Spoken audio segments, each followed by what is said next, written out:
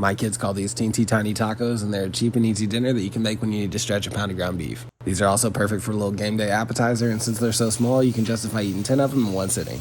To make them, you're just going to get your griddle over medium-high heat and drop on a pound of ground beef, a diced onion, and season that up with the seasonings I've listed below. Then while that's cooking, you're just going to hit up the other side of the griddle with a little bit of oil and then start laying on some of those teensy tiny tortillas.